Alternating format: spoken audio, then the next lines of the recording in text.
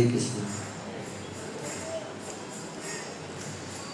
सब लोग बैठ जाइए, अब मूवमेंट मत कीजिए।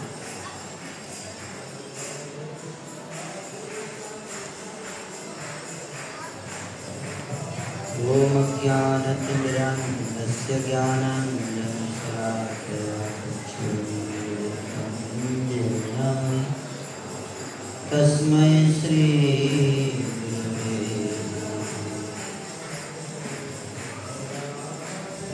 चैतन्यमनोभीष्टं स्थापितं येन भूतले स्वयं रूपकदा मह्यं ददाति स्वपदान्तिकम्।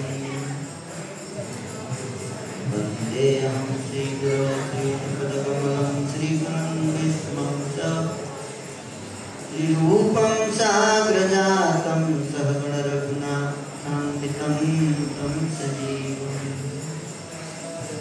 साद्वैतं सावधूतं परिजनसहितं कृष्णचैतन्यदेवम् श्रीराधा कृष्णपादां सहगणललिता श्रीविशाखान्वितां च। हे कृष्णा करुणा सिन्धु दीनबन्धो जगत्पते गोपेश गोपिकान्त राधाकान्त नमस्तुते। काञ्चन गौराङ्गी राधे वृन्दावनेश्वरी वृषभानुसुते देवी प्रणमामि हरिप्रिये। वाञ्छाकल्पतरुभ्यश्च कृपासिन्धुभ्यैव च पतितानां पावनेभ्यो वैष्णवेभ्यो नमो नमः। जय श्री कृष्ण चैतन्य प्रभु नित्यानंद श्री अद्वैत गदाधर श्रीवासादि गौर भक्तवृंद। हरे कृष्णा कृष्णा कृष्णा हरे हरे, हरे राम राम राम हरे हरे। हरे कृष्ण। मेरे पास लिस्ट तो नहीं है प्रभु की कौन कौन से क्षेत्र से भक्त लोग आए हैं, लेकिन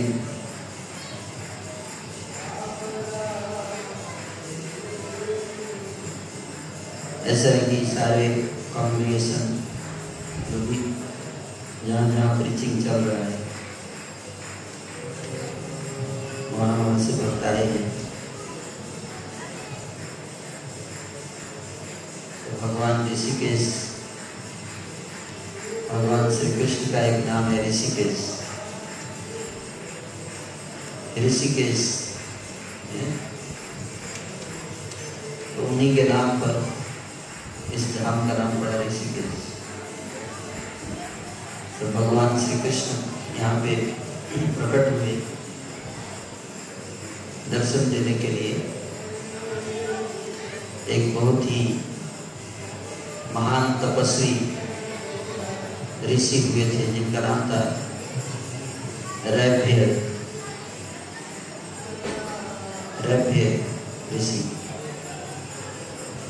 स्कंद पुराण में इस लीला का वर्णन है।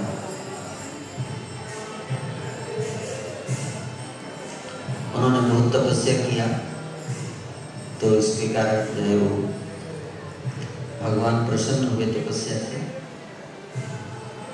फिर उनको दर्शन देने के लिए भगवान प्रकट हुए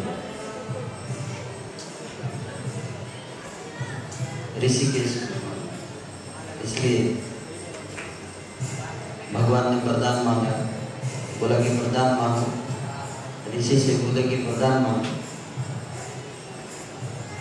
तो ऋषि वरदान नहीं मांग रहे थे।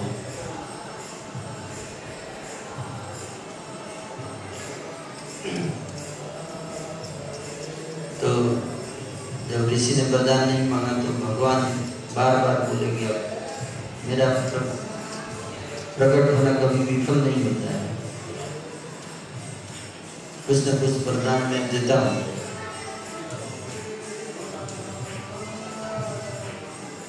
तो इसलिए हृदय मुनि ने वरदान मांगा कि आप सदैव यही विराजमान हो जाइए ऋषिकेश में, ताकि जो भी भक्त आए आपका दर्शन कर सकें और अपने जीवन को सफल कर बना सकें, है ना। थोड़ा सा साउंड कम कर दीजिए, इको ज़्यादा आ रहा है।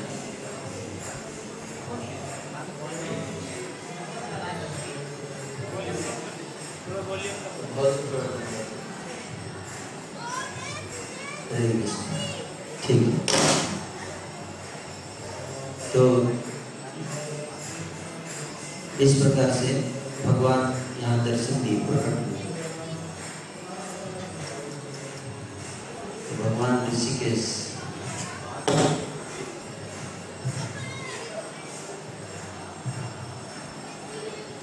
ऋषिकेश धाम में आप सबका स्वागत है।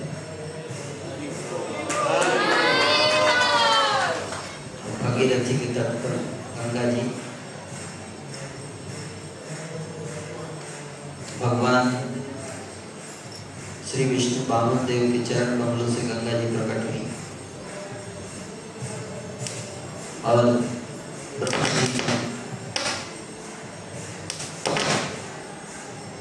ब्रह्मा जी ने गंगा जी को अपने कमंडल में धारण किया, चरणामृत फ्यूचर पीने के लिए। तो महाराज सगर के 60,000 पुत्र थे। महाराज सगर सूर्यवंश के बहुत ही प्रतापी राजा हुए महाराज सगर। उनकी 2 पत्नियां थी, एक से केवल 1 पुत्र हुआ और दूसरी से 60,000 पुत्र। अब यहाँ पे 60,000 पुत्र जिसका हो जाए, एक कैंप बड़ा सा हो जाए, एक ही परिवार है ना। तो महाराज सगर जो है वो यज्ञ कर रहे थे। यज्ञ का घोड़ा जो है इंद्र ने चुरा लिया और कपिल मुनि के आश्रम में ले जाकर बांध दिया। राजा सगर के जो 60,000 पुत्र थे तो उनको जिम्मेदारी दी गई कि घोड़े को ढूंढ के लाओ। तो 60,000 पुत्र जो है वो घोड़ा ढूंढने में लग गए। पूरी पृथ्वी छान मारी, कहीं घोड़ा मिला नहीं। तो धरती को खोदने लगे, शायद धरती के अंदर तो खोदते खोदते गंगा सागर पहुंच गए। गंगा सागर जो उस समय कपिल मुनि का आश्रम हुआ करता था। तो जब वहां पहुंचे तो उन्होंने देखा कि ऋषि बैठे हुए हैं। उनको पता नहीं था कि कौन ऋषि है और उनके आश्रम में घोड़ा बंधा हुआ है।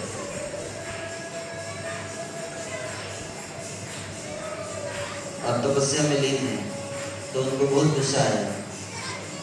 हम लोग इतना परेशान थे, ये साधु नकली साधु नहीं, ढोंगी हमारा घोड़ा चुरा के और तपस्या का ढोंग कर रहा है, चोर कहीं का। बहुत क्रोध आ गया। 60,000 बोले पहले इसी को मारेंगे। इसलिए सोच समझ के काम करना चाहिए, है ना।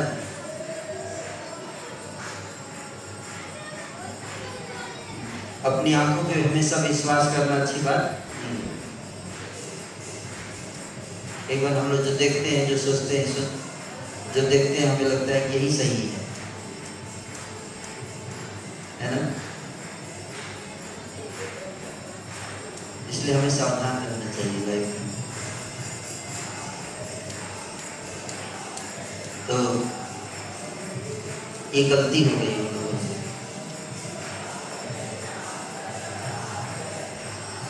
और उन्होंने अपने अस्त्र चलाने शुरू कर दिए।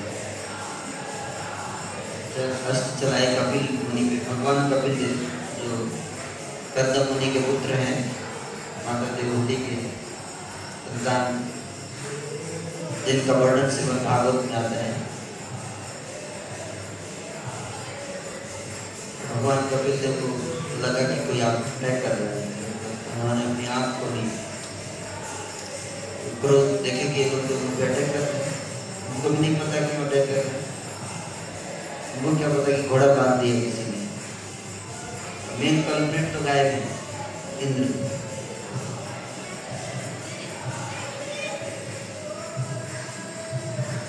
तो कपिल मुनि क्रोध में आके उनके भौहें से, नेत्र से आग निकला, और सारे 60,000 पुत्र महाराज सगर के जलकर भस्म हो गए, और उनकी आत्मा जो है वो उसकी मुक्ति नहीं मिली, क्योंकि ऋषि के द्वारा जलाए गए थे। जो उनकी 60,000 पुत्र थे, उनकी आत्मा जो है वो भटकती रही। जब राजा सगर को ये सूचना मिली तो बड़े दुखी हुए।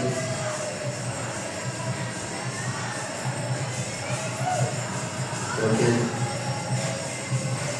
जो दूसरी पत्नी से एक पुत्र थे, उनका नाम था अंशुमान,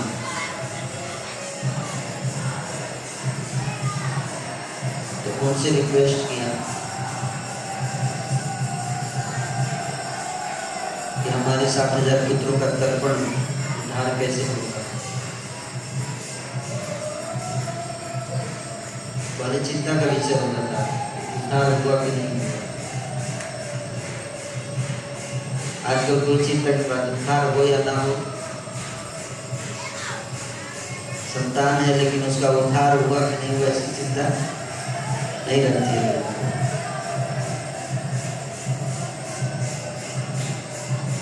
तो राजा सगर की मृत्यु हो गई, पर उनकी इच्छा थी कि मेरे पुत्रों को उद्धार हो। तो अंशुमान के जो पुत्र थे, उन्होंने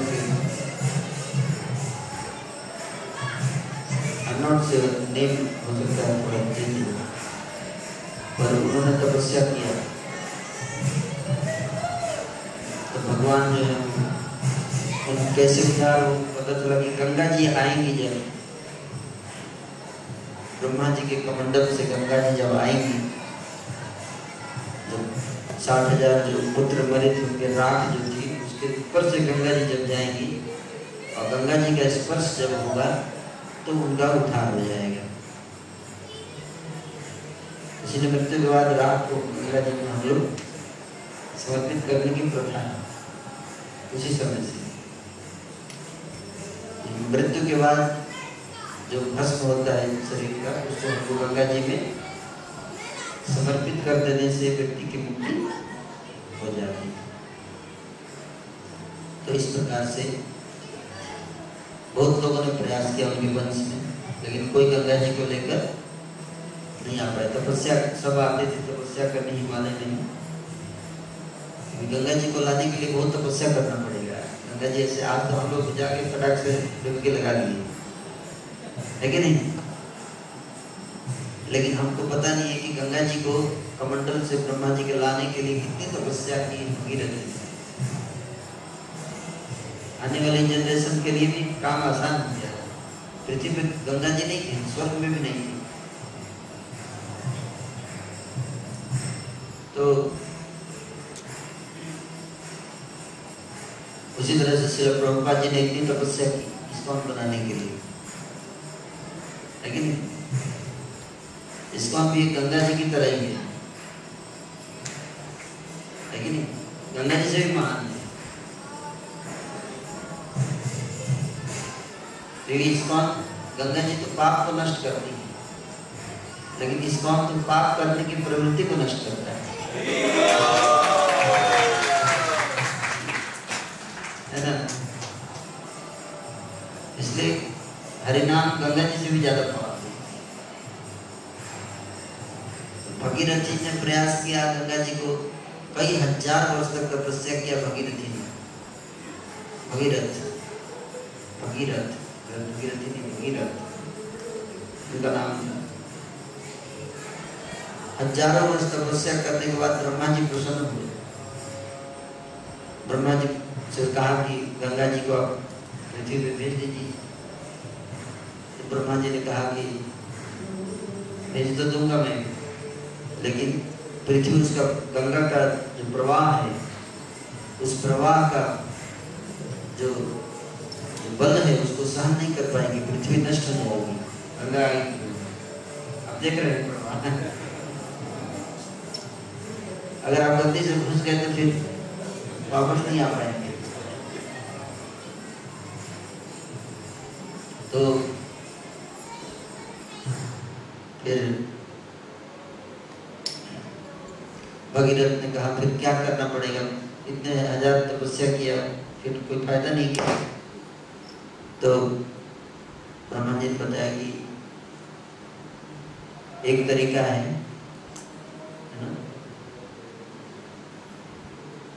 भगवान शिव जो अगर गंगा को अपने जटा में धारण करे तो वही एकमात्र व्यक्ति हैं जो गंगा जी को धारण कर सकते हैं पूरे सृष्टि में। उन्हीं में ही शक्ति है, महादेव जी में। जय हर हर महादेव। तो भगीरथ ने फिर से तपस्या की है 1000 साल तक। इस बार शिव जी को प्रसन्न करने के लिए। कोई भी चीज फ्री में नहीं मिलता है, स्पेशली महान काम आसानी से नहीं होता। इसलिए भगीरथ जी का हम सब क्या है, बहुत आभारी हैं। भगीरथ दोनों ने तपस्या करके गंगा जी को प्रकट किया। उसके लिए समस्त मानव समाज आने वाली जितनी पीढ़ियां हैं वो सब भगीरथ का कई युगांतर तक धन्यवाद करेंगे। भगीरथ का नाम जो है वो अमर हो गया। यहाँ जितने लोग, आप सभी भगीरथ बनना है। आप फैसिलिटेटर मतलब क्या? भगीरथ है, सही बोल रहा हूँ मैं? गंगा को लेकर जाना है अपने अपने एरिया तक, हरिनाम रूपी गंगा, और पतित जीवात्माओं का उद्धार करना है इस गंगा को बहाकर।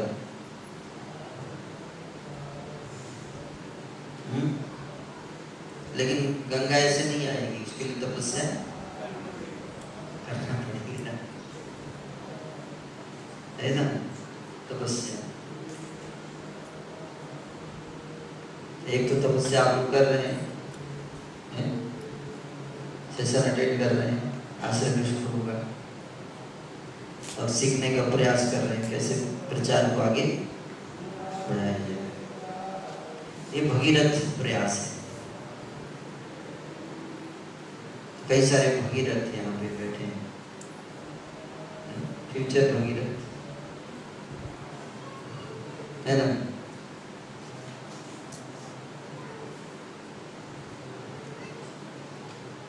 तो फिर भगवान शिव प्रकट हुए तो उन्होंने प्रार्थना किया, तैयार हो गया अपनी जटा में धारण करने के लिए। जटा में इसलिए कि भगवान बड़े प्रसन्न हुए, शिव जी बड़े प्रसन्न हुए इस बात को सुन के कि भगवान का चरणामृत अपने सिर पे धारण करेंगे, है ना? बोले ठीक है। तो गंगा जी को ब्रह्मा जी ने अपने कमंडल से गिराया। भगवान शिव कैलाश लोक पर बैठे थे, उन्होंने अपनी जटा फैला दी और गंगा जी को जटाओं में बांध लिए, है ना। तो भगीरथ बोले प्रभु तो आपने सब बांध ही लिया, तो गंगा सागर तक कैसे जाएंगे? पर्पस तो था गंगा सागर तक पहुंचाना, आपने खुद ही बांध लिया, अपने पास ही रख लिया। उन्होंने एक जटा हल्का सा खोल दिया, तो उससे जो एक जटा से हल्की धारा निकली वो ही इतनी तेज है, पूरी गंगा नहीं है ये। और जो शिव जी के जटा में जो गंगा है वो गंगा जी कमंडल की कुछ बूंद है।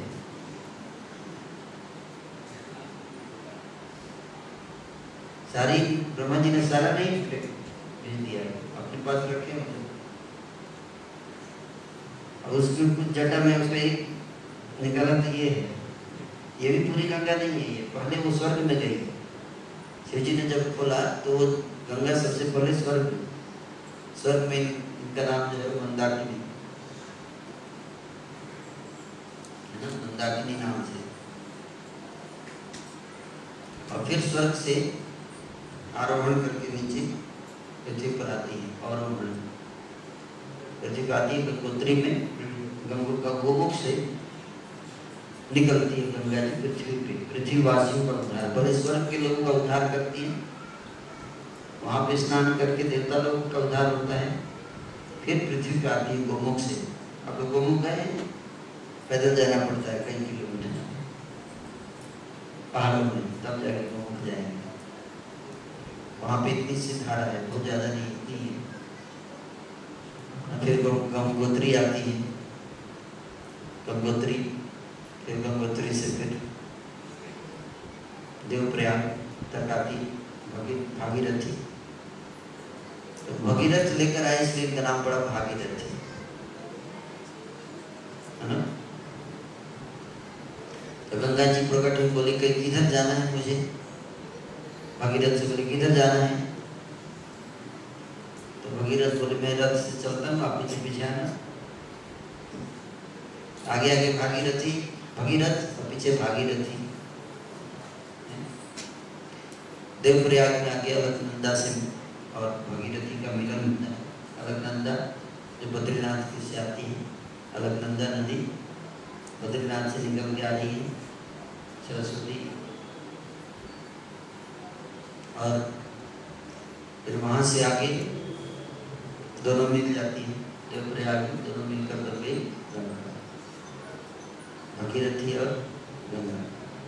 भागीरथी अलकनंदा मिलकर क्या बन गई? और वहाँ से यहाँ तक प्रवाह आ रहा है ऋषिकेश। यही जाएंगे कहाँ? गंगा सागर, जाकर समुद्र में मिश्र हो जाएंगे। लेकिन वहाँ पे खत्म नहीं होती है गंगा, वहाँ से फिर नीचे जाती है पाताल लोक में। ये बहुत कम लोगों को पता है। वहाँ से भोगवती, नीचे के जो लोग हैं 7 लोग, अतल, वितल, सुतल, महातल, रसातल, पाताल, इस सारे लोगों में बहती है गंगा नीचे के लोग में। वहाँ पर बना है भोगवती, भोगवती नाम से प्रवाहित होती है। तो गंगा सागर से नरक का रास्ता है, वहाँ से नीचे के लोगों का रास्ता है। जैसे हिमालय में स्वर्ग का रास्ता है, स्वर्गारोहण करने जाते हैं लोग, 4 सीढ़ियाँ बनी हुई, वहाँ से स्वर्ग गए थे पांडव। लेकिन साधारण मनुष्य से हम लोग नहीं जा पाएंगे, बहुत कठिन रास्ता है।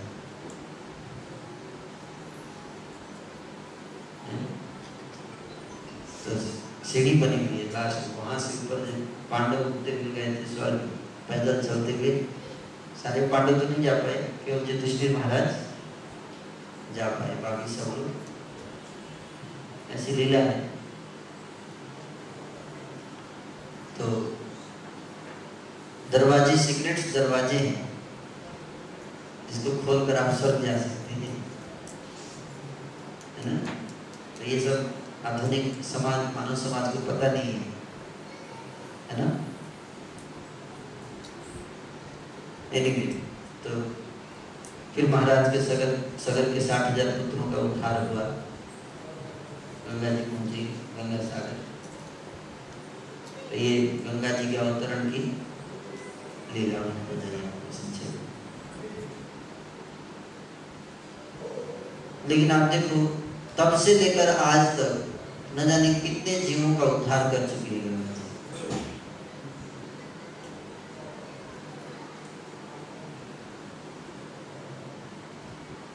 गंगा जी के पाप बढ़ने और सारे पापी लोग आकर स्नान करते हैं गंगा जी में, गंगा जी के पाप को नष्ट करती है, धो डालती है। लेकिन धो डालती है मतलब क्या? अपने ऊपर ले लेती है। तो पाप गंगा जी के ऊपर इतना बढ़ गया पाप, गंगा जी भी परेशान हो गई। गंगा जी ने भगवान की तपस्या की हजारों वर्षों तक। भगवान प्रकट हुए तो गंगा जी से बोले वरदान मांगिए।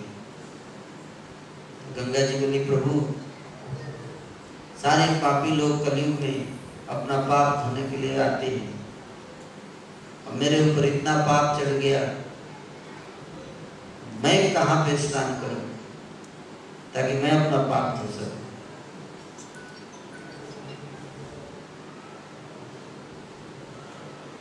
आएंगे फ्यूचर में, गंगा जी बोली फ्यूचर में ऐसा होने वाला है। तो भगवान ने कहा आने वाले समय में श्री चैतन्य महाप्रभु का अवतार होगा, और श्री चैतन्य महाप्रभु संकीर्तन आंदोलन की स्थापना करेंगे कलयुग में, और सारे विश्व में वैष्णव बनाएंगे। वो वैष्णव शुद्ध वैष्णव, इनका हृदय निर्मल होगा, चित्त निर्मल होगा। वो सदैव भगवान का मेरा नाम का कीर्तन करेंगे, और ऐसे वैष्णव जब आकर आप स्नान करेंगे तो आपके पाप को नष्ट कर देंगे। तो सारा संसार आता है गंगा जी में अपने पाप धोने के लिए, लेकिन महान वैष्णव प्रभुपाद जी जैसे वैष्णव आते हैं गंगा जी का पाप धोने के लिए, इसलिए वो स्नान करते हैं गंगा जी में। इसलिए वो अपना पाप धोने आते हैं। हम लोग नहीं, हम लोग तो अभी अपना ही धोने आते हैं। महान संतों की बात कर रहा हूँ, है ना। तो 10,000 साल तक ये आंदोलन रहेगा।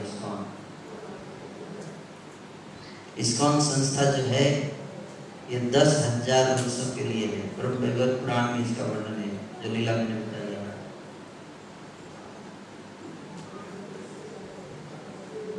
श्री चैतन्य महाप्रभु का ये आंदोलन कलयुग का 10,000 साल,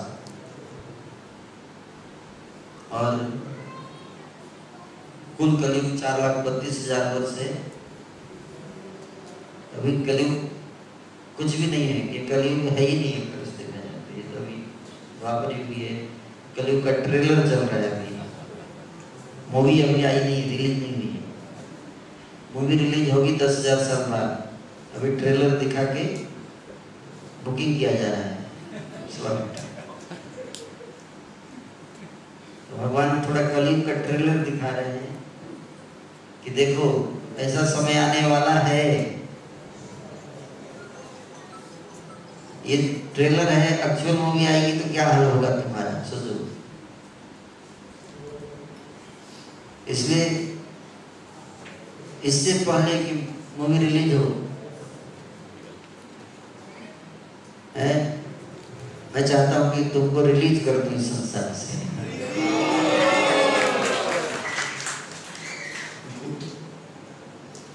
है ना, वो समय देखना ना पड़े हम लोगों को। आज ही देखिए वैष्णव को इतना दुख होता है समाज की स्थिति को देखकर, और उस समय कितना दुख होगा जरा सोचिए, जब कलयुग अपने चरम उत्कर्ष पर होगा। कितनी दुखी होगी जनता, कितनी पीड़ित होगी जनता, इसका वर्णन शास्त्रों में किया गया। श्रीमद् भागवत में लोग एक दूसरे का मांस खाएंगे, एक दूसरे को काट कर खाएंगे, रक्त पिएंगे, पीने के लिए पानी नहीं होगा, रक्त पीना पड़ेगा। लोग रक्त खून पिएंगे, प्यास पिएंगे, ऐसी स्थिति आएगी कभी। आप लोग चाहते हैं कल उस समय तक टिकना? नहीं चाहते। नहीं चाहते हैं तो आपको श्री चैतन्य महाप्रभु की इस आंदोलन में इस संदेश को हमें गंभीरता से लेना, अगर हम बचना चाहते हैं तो।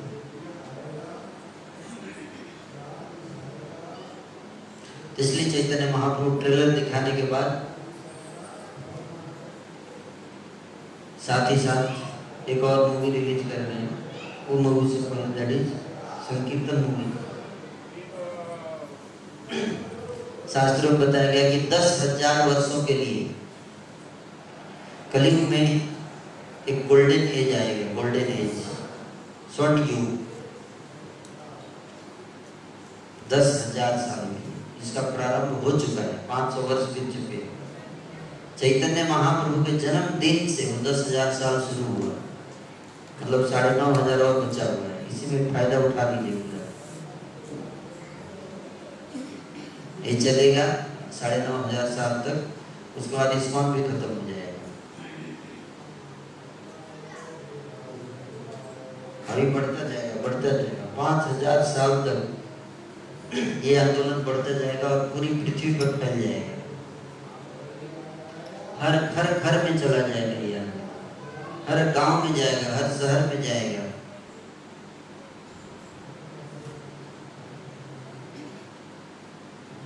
इसलिए आप देख सकते हैं कि आज हर गांव, हर शहर में धीरे धीरे पहुंच रहा है कि नहीं? आप में से कई सारे भक्त हैं आपके गांव शहर में पहले सेंटर नहीं हुआ करता था, इस्कॉन का अभी पहुंच गया है कि नहीं? तो विदेशों में भी जंगलों तक पहुंच गया इसको, अंदर अंदर हम जंगल में। हमारे एक भक्त थे, बता रहे थे कि वो चिली गए थे। चिली जानते हैं? चिली एक देश है, चिली, इसका नाम भी लोग नहीं जानते। वहाँ पे चांदी की बहुत सारी माइंस है, खजाना। तो गए थे वहाँ पे जंगल में माइंस ढूंढने के लिए। तो वहाँ पे जंगल में जब गए तो वहाँ पे आदिवासी लोग थे, उनके दीवारों पे हरे कृष्ण महामंत्र लिखा हुआ था।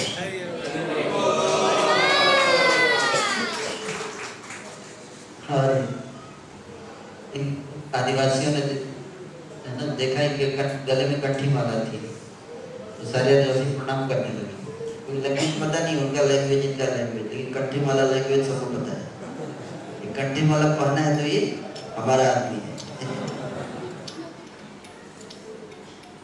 है ना? तो प्रणाम करने लगे। तो इस हमको प्रणाम क्यों कर रहे हैं, इसको नहीं समझ में आया। तो बाद में समझ आया कि हमारा कंठी माला देख के प्रणाम कर रहे हैं। कंठी माला पहनना बहुत जरूरी है। अब मान लीजिए यमदूत घूम रहे होंगे आपके लिए, और जैसे आप कंठी माला देंगे यमदूत को भी प्रणाम करना पड़ेगा।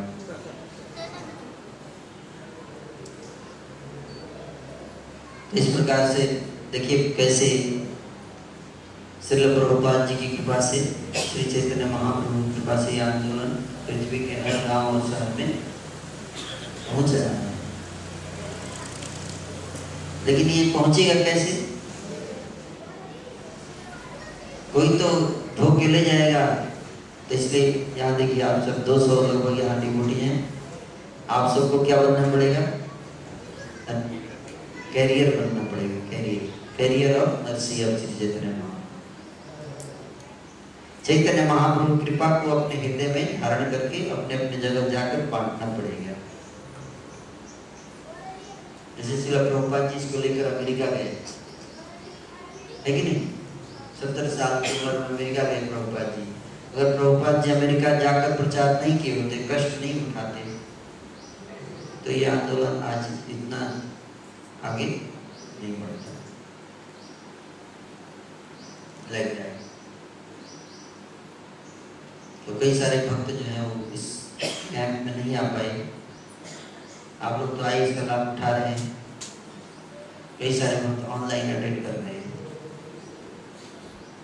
है ना, क्योंकि इनकी तबीयत खराब हो गई, किसी की लास्ट मोमेंट पे, या किसी के घर में अनहोनी हो गई, घटना दुर्घटना, किसी को कोई जिम्मेदारी आ गया, वो भी हमसे हो सकता है कि हम जो आए हैं इनसे भी ज़्यादा लालायित हो, लेकिन भौतिक संसार की सिचुएशन ऐसी होती है कि व्यक्ति फंस जाता है ना, नहीं कर पाता। तो उन सारे भक्त को ऑनलाइन है, सबका मैं हार्दिक धन्यवाद देना चाहूँगा। सब ऑनलाइन अटेंड कर रहे हैं अभी। और ये सारी यात्रा जो ट्रेनिंग फोकस्ड यात्रा है, इसमें फैसिलिटेटर्स को ट्रेन किया जा रहा है। फैसिलिटेटर्स, आप सब श्रील प्रभुपाद जी की सेना में कमांडर बनने की ट्रेनिंग हो रही है कि नहीं? तो कई लोग बोलते हैं आर्मी में तो माताओं की भर्ती नहीं होनी चाहिए, लेकिन चैतन्य महाप्रभु की आर्मी में सबको भर्ती होना है। इस लड़ाई में सबको शामिल होना है ना।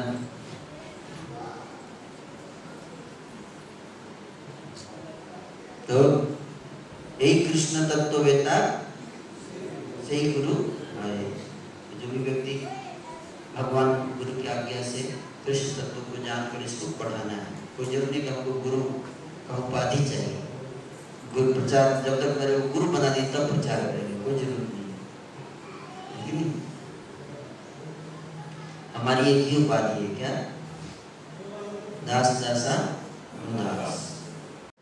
तो हम सबको प्रचार करना है, उसके लिए प्रचार करने के लिए ट्रेनिंग दी जा रही है। कल आपको पहला सेशन हुआ था, कैसा लगा आप लोगों को? समझ में आ रहा है कि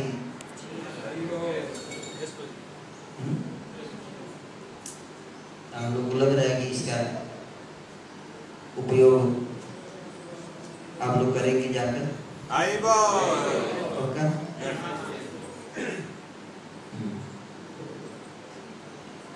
देखिए हमने देखा है क्रिश्चियंस और मुस्लिम्स जो हैं वो इंडिया में बहुत बढ़ते जा रहे हैं।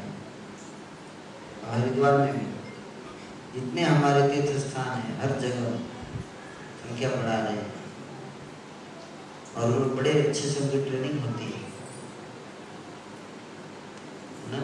कई लोग बोलते हैं ट्रेनिंग की क्या जरूरत है सर, लेकिन बहुत आवश्यक है ना, क्योंकि वो लोग अच्छे से ट्रेनिंग होती है उनकी, कैसे लोग मोलू बनाना है ना। और इसके कारण जो है वो भारत की सभ्यता संस्कृति को ध्वस्त करने के पीछे लगे हुए हैं सारा। और जिस दिन ये नष्ट हो जाएगा, सनातन संस्कृति अगर ये नष्ट हो गई, कलयुग का प्रभाव, तो क्या होगा? पूरा विश्व नष्ट हो जाएगा। इसलिए इसको बचाना बहुत जरूरी है। तो धर्म को बचाने की जिम्मेदारी ठाकुर जी की है, लेकिन हम लोग उनको सहयोग देना है ना। हम सबको क्या करना है? सहयोग देना है, भगवान को हेल्प करना है, ठीक है। भारत में 36 में से 9 राज्य ऐसे हैं जहाँ पे हिंदू जो है वो अल्पसंख्यक हो चुके हैं ऑलरेडी। जहाँ एक समय हिंदू बहुसंख्यक हुआ करते थे, लेकिन आज हिंदू वहाँ पे अल्पसंख्यक हो गए हैं। अल्पसंख्यक तो 50% से कम पॉपुलेशन हो चुकी है। और सनातन संस्कृति जो है वो उस पर अटैक हो रहा है। तो इसको बचाने की जिम्मेदारी हर व्यक्ति को उठानी पड़ेगी। एक आदमी से काम नहीं चलेगा। तो हम लोग सब मिलकर अगर थोड़ा थोड़ा करेंगे तो ये काम बहुत आसानी से हो सकता है। आज हम लोग, हमारा दुश्मन कौन है? हमारा दुश्मन जो भगवान कृष्ण के संदेश का विरोध कर रहे हैं, वो हमारे तो मानवता के दुश्मन है। तो हमको जागरूक होना पड़ेगा और हर व्यक्ति को इसमें अपना योगदान देना पड़ेगा। मुझे बहुत खुशी हुई इस बात को सुनकर, जब मैंने सुना कि लगभग 200 भक्तों ने हमारे ट्रेनिंग प्रोग्राम में जाने के लिए अपना नाम दर्ज कराया। तो मुझे बहुत अच्छा लगा। मैं चाहता हूँ कि अगले साल 400 लोग आए। आश्रम बहुत खाली है ना? आप में से हर वक्त एक फैसिलिटेटर जोड़िए अगले साल तक। आज 200 हैं तो अगले साल 400। हमें भक्त नहीं बनाना है, हमें क्या बनाना है? हमें लीडर्स बनाना है ना? हमें घर नहीं बनाना है, हमें पिलर खड़े करने हैं। पिलर खड़ा होगा तो घर बन ही जाएगा, है कि नहीं? जैसे कोई भी घर बनता है, सबसे पहले पिलर खड़ा किया जाता है, सबसे लास्ट में ईंट डालते हैं, बाद में फिनिशिंग, है कि नहीं? पिलर क्या करता है? लोड उठाता है कि नहीं? अगर इमारत को ऊंची बनानी है तो आपका पिलर मजबूत होना चाहिए। पिलर भी होना चाहिए, मजबूत होना चाहिए। छोटी इमारत है तो ईंट से भी आप बना सकते हैं, जरूरत नहीं पिलर का। लेकिन आपको बहुत बड़ी इमारत बनानी है जिसमें सारा संसार आके रहेगा, जो प्रभुपाद जी चाहते थे, तो वो इमारत केवल ईंट से नहीं बनने वाली है कि नहीं? इतना बड़ा इमारत ईंट से नहीं बनता, उसके लिए हमको पिलर चाहिए, है ना? जो क्या करेंगे? लोड उठाएंगे, जिम्मेदारी उठाएंगे। जैसे पिलर, हमारे कई सारे यहाँ पिलर्स हैं ऑलरेडी, बहुत सारे श्याम गढ़ना प्रभु पिलर है, रोहितपुरम के पिलर, गाजियाबाद, है ना? और गुड़गांव के भी कई सारे पिलर्स हैं, कई खड़े हो रहे हैं। बरेली विजुअल सुंदर प्रभु, है ना? पूरी लिस्ट आ गई, देखिए कितने सारे पिलर देखिए। बरेली में साधु जीवन प्रभु और साधुमती रुनी माता जी, है ना? जो 13 जगह से 13 स्थानों से भक्त आए हैं।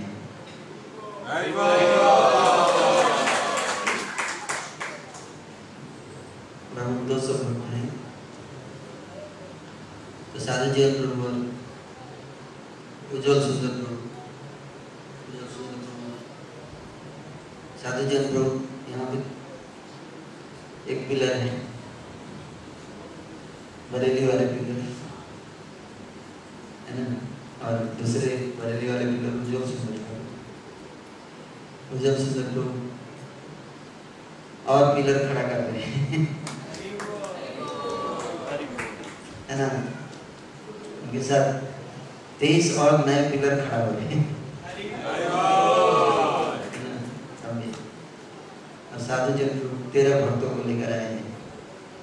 अगले साल तक ये भी खंबे हो जाएंगे, है ना। अपने अपने आप में ये सब है, महारथी हो जाएंगे। रथी महारथी अतिरथी, है ना। महारथी मतलब 1000 लोगों से लड़ सकता है अकेले, उसको बोलते हैं महारथी। रथी मतलब जो 100 लोगों से लड़ सकता है, वो रथी हो गया, है ना। और महारथी जो 1000 लोगों से लड़ सके, और अतिरथी जो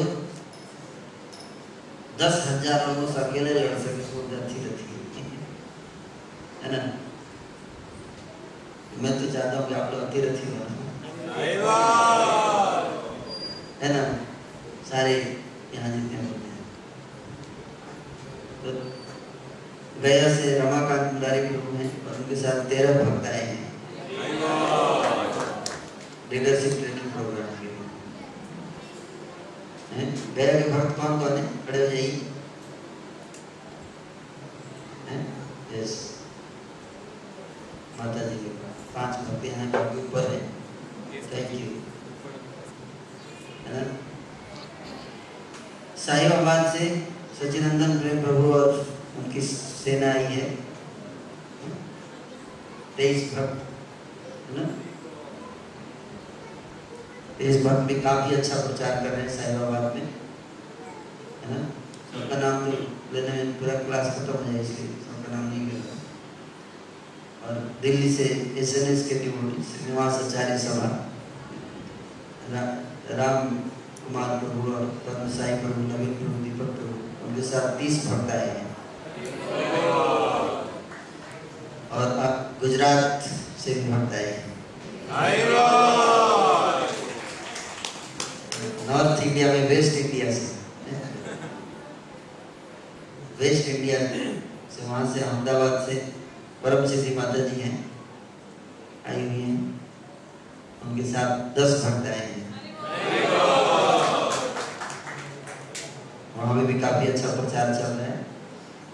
कलानाथ प्रभु और माता जी, परम सिद्धि माता जी, दोनों गृहस्थ होते हुए भी इस्कॉन के 2 मंदिर को संभाल रहे हैं। एक मंदिर में 2 मंदिर, एक तो बहुत बड़ा मंदिर है, अहमदाबाद का टेम्पल दिल्ली मंदिर जैसा है। गृहस्थ होते हुए भी प्रेसिडेंट के रोल में है कलानंद प्रभु, और कटवाड़ा में भी एक मंदिर है। तो गृहस्थ मतलब ही नहीं कि गृहस्थ केवल डोनेशन दे सकता है, नहीं, गृहस्थ जिम्मेदारी ले सकता है, है ना। तो कलानंद प्रभु वहाँ पे मंदिर की देखभाल कर रहे हैं और माता जी यहाँ पे भक्तों को लेके आई हैं।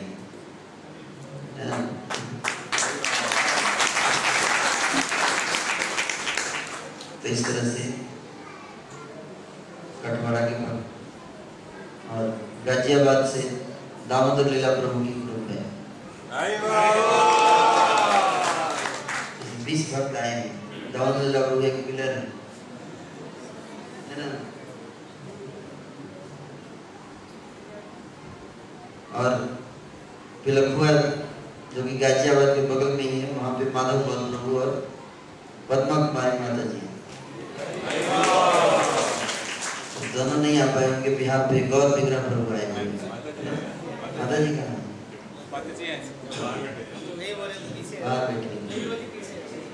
अच्छा, माधव प्रभु मैनेजमेंट संभाल रहे हैं, उन्होंने भी एक मंदिर बनाया है पिलखुआ में, गृहस्थ होते हुए भी मंदिर बनाया है।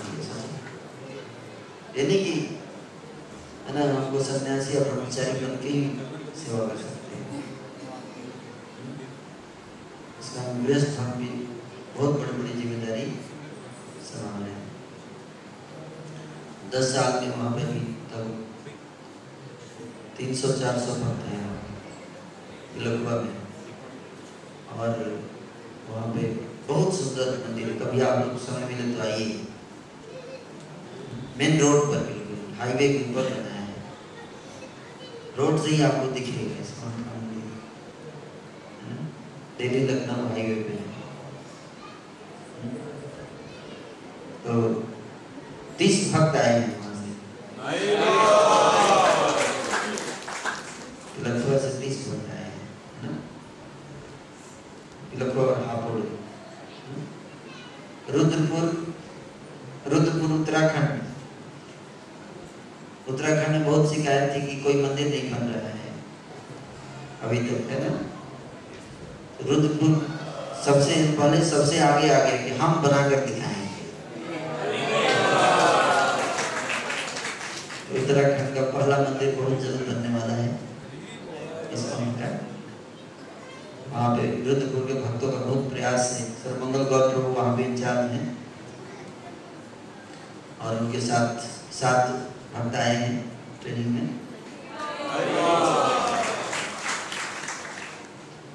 तो वहाँ पे चंद्रकांत जी उन्होंने जमीन दिया है, वो भी हाईवे पर ही है और वहाँ पे भी बहुत जल्द मंदिर कंस्ट्रक्शन शुरू हो जाएगा, 2-3 साल में तैयार हो जाएगा। और गोविंदपुरम कांग्रेगेशन गाजियाबाद से श्याम पटना प्रभु और अर्जुन सखी माता जी,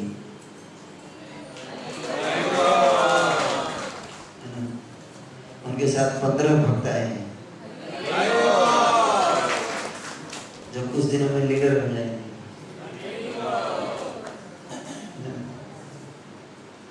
और गुड़गांव से रामभद्र प्रभु और उनके 25 रामभद्र प्रभु और वहाँ से कई सारे भक्त। कितने भक्त आए हैं? 2 भक्त। कौन? निरंजन प्रभु और पूरन प्रभु है। निरंजन प्रभु और पूरन प्रभु 2 भक्त, है ना? और इनकी पूरी सेना वहाँ पे तैयार हो रही है। और विजयनगर कांग्रेगेशन से अध्यक्ष नाम प्रभु जो पिलर है वहाँ पे, है ना? और 25 भक्त आए हैं।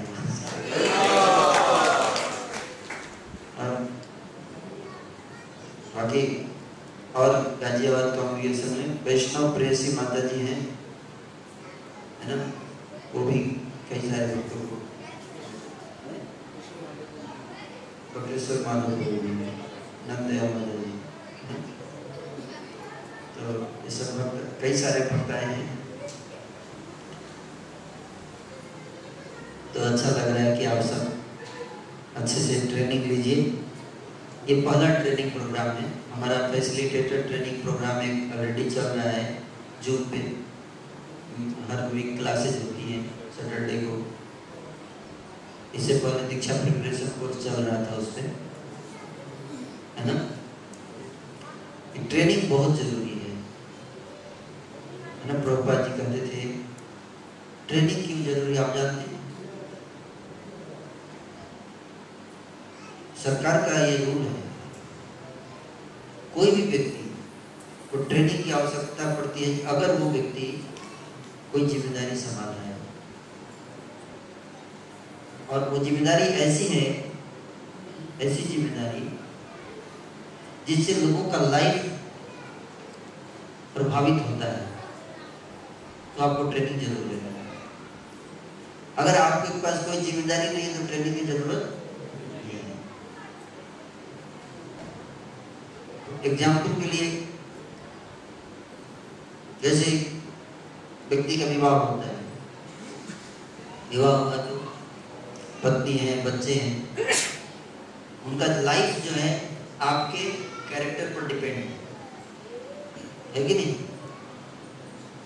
अगर आपका कैरेक्टर ठीक नहीं है, चरित्र ठीक नहीं है, आपका व्यवहार ठीक नहीं है, तो पूरा परिवार उससे प्रभावित होगा,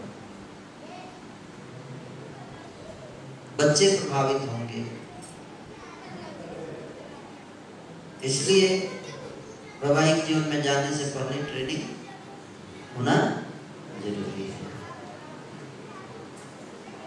ताकि हमको पता चले कि जो जिम्मेदारी मैं लेने जा रहा हूँ उसमें क्या क्या चैलेंजेस आएंगी, क्या क्या कठिनाइयाँ आएंगी, क्या क्या जिम्मेदारियाँ आएंगी। उन जिम्मेदारियों को निभाने के लिए मेरे अंदर क्या क्या गुण होना चाहिए, है कि नहीं? हर व्यक्ति जिम्मेदारी तो लेना चाहता है, लेकिन जब टेंशन आती है, समस्या, भाग जाता है छोड़ के, है कि नहीं? तो जिम्मेदारी के साथ साथ क्या आता है? टेंशन, चिंता, समस्या। और अगर हमको पता नहीं है कि कैसे उसको हैंडल करना है, तो हम अपना तो बर्बाद करेंगे ही लाइफ, जो हमारे अंडर में है उनका भी लाइफ बर्बाद हो जाएगा। और स्पेशली जब हम प्रीचिंग की जिम्मेदारी से, तो प्रीचिंग में जब हम जिम्मेदारी संभालते हैं, कुछ लोग आएंगे तो हम उनको गाइडेंस देंगे, है ना? तो अगर हमें पता नहीं है कि कैसे गाइडेंस देना है, तो क्या होगा? अगर हम गलत गाइडेंस दे दिए तो क्या होगा? उसका लाइफ खराब हो सकता है। वो व्यक्ति पूरा आप पे फेथ करेगा, आप पे ट्रस्ट कर रहा है, ट्रस्ट आपके ऊपर विश्वास, अपना पूरा जीवन आपके इशारे पे चलाएगा, है कि नहीं? अपना सब कुछ छोड़कर हो सकता है कि लोग आ जाएं आपके कहने पर,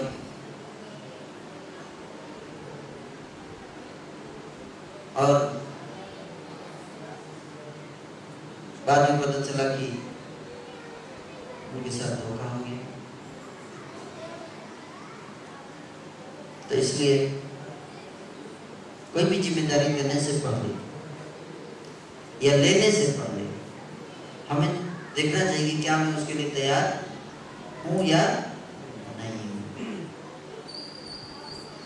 और अगर नहीं है रेडी, तो better to take time, get train, समय लिया जाए, अपने को तैयार किया जाए उस जिम्मेदारी को उठाने के लिए।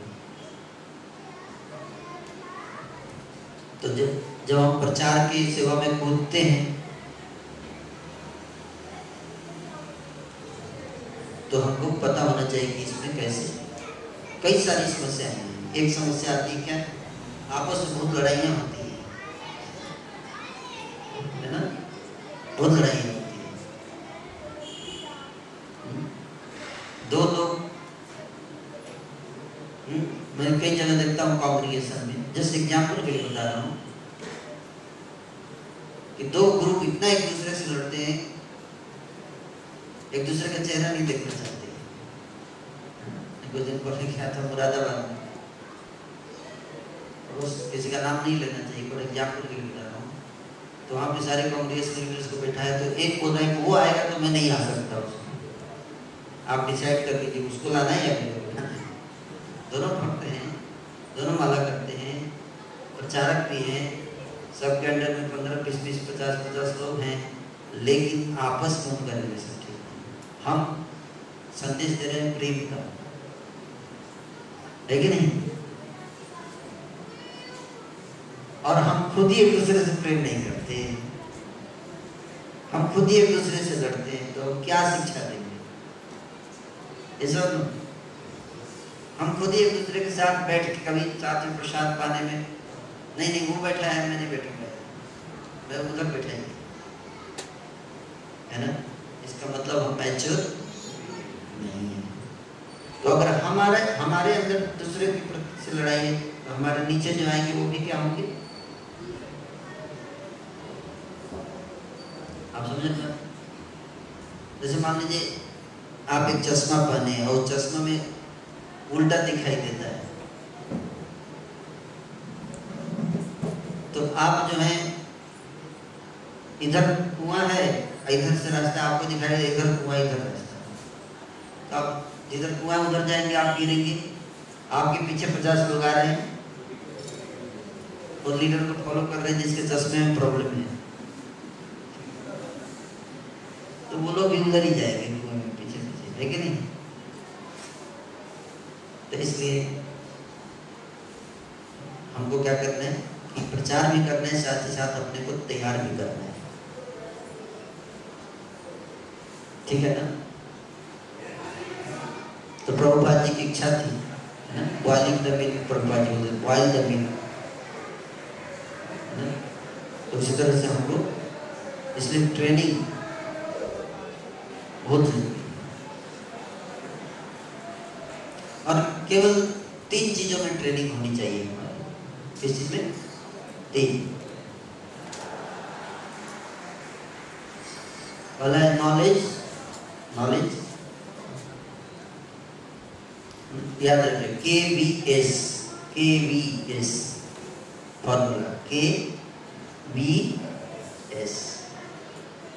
के मतलब नॉलेज, V मतलब वैल्यूज, एंड एस मतलब स्किल। स्किल तो नॉलेज मतलब क्या? प्रभुपाद जी की किताब गौड़ीय वैष्णव सिद्धांत, इसको बोलते हैं नॉलेज। वैल्यूज, वैल्यूज मतलब बिहेवियर, आचरण, हमारा अपना चेतना, एटीट्यूड, हमारा क्या एटीट्यूड है, वैल्यू।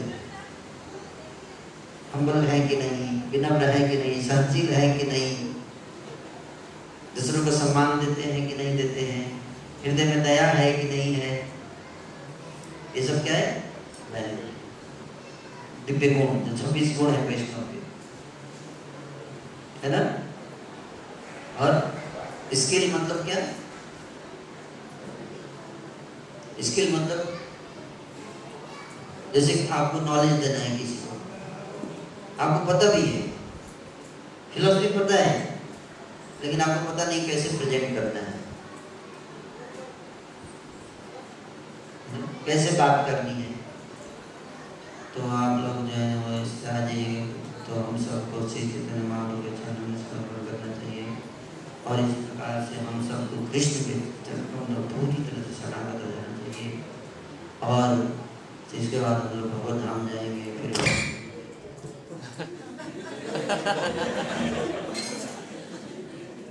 हरे कृष्णा कृष्णा कृष्णा हरे हरे, हरे राम राम राम हरे हरे। हरे कृष्णा कृष्णा हरे हरे, हरे राम राम राम हरे हरे। हरे कृष्णा कृष्णा कृष्णा हरे हरे, हरे राम राम राम हरे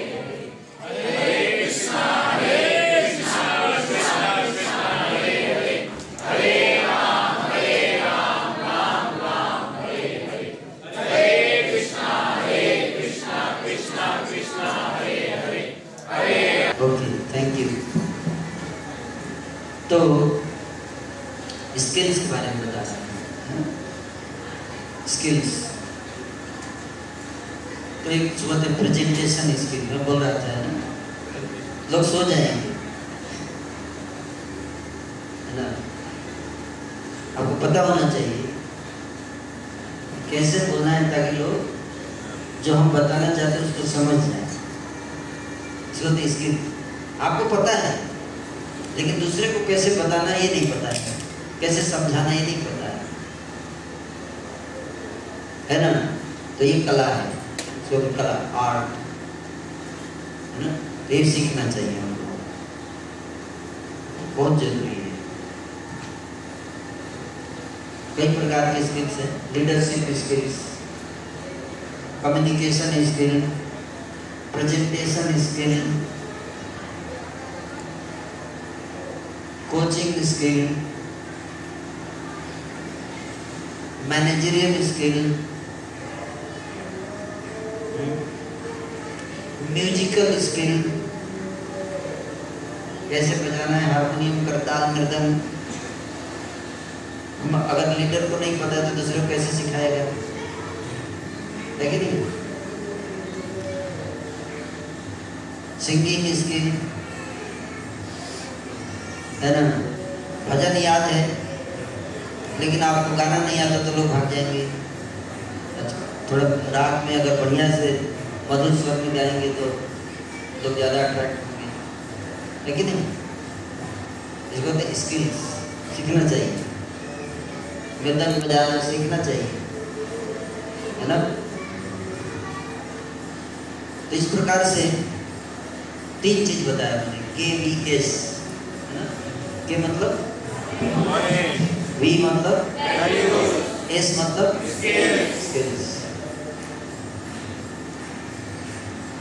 तो नए लोग जो हैं उनको जोड़ना है कृष्णा कॉन्शियसनेस में। तो उनको जोड़ने के लिए आपको उनको समझाना पड़ेगा, अपनी बात उनको बताना नहीं, उनको समझाना है। तो समझाने की कला आनी चाहिए, और केवल ये दूसरों के लिए हेल्पफुल नहीं है। अगर आप ये कला सीख लेंगे कि कैसे हम अपनी बात को प्रोजेक्ट करें, ये कला हम सीख जाएंगे तो ये आपको हर जगह हेल्प करेगा। अपनी फैमिली में अपने बच्चे को समझाना है, आपको कैसे समझाएंगे, कैसे प्रेजेंट करेंगे ताकि वो इस बात को समझ सके। तो इस प्रकार से हम सबको पता होना चाहिए, और वैल्यूज बहुत जरूरी है। हम दूसरों को प्रेम का पाठ पढ़ा रहे, लेकिन अगर हमारे अंदर प्रेम ना हो तो हम सिखा पाएंगे? नहीं सिखा पाएंगे, है ना?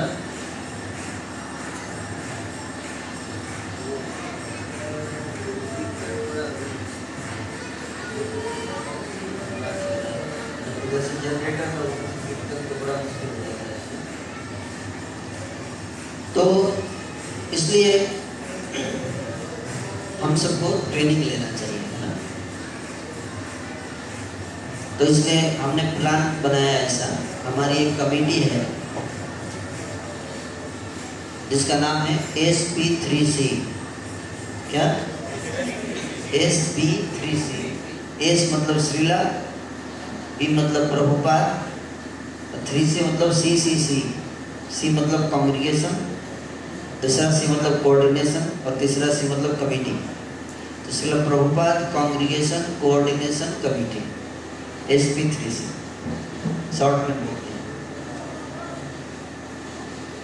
SP3C में जितने एरियाज हैं सबके मेन लीडर्स उसमें आते हैं, जैसे जो नाम बताया मैंने।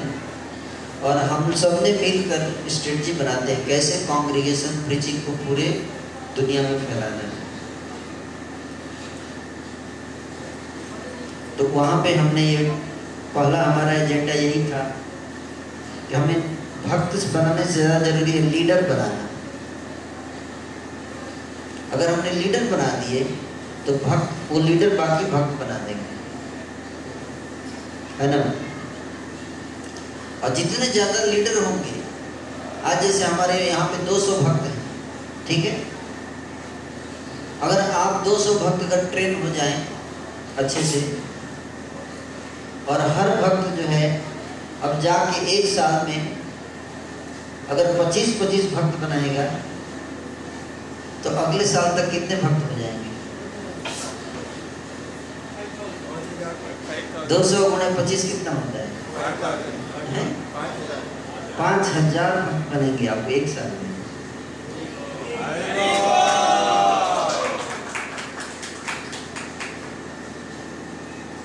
और उस 5000 में 10% लीडर होंगे। कितने? 10% लीडर होंगे। तो 500 लीडर निकल के आएंगे। अभी 200 है, अगले साल तक 700 लीडर हो जाएंगे। और 700 लोग अगर 25-25 भक्त बनाएंगे तो कितने हो जाएंगे? 700 गुणे 25 कितना होता है?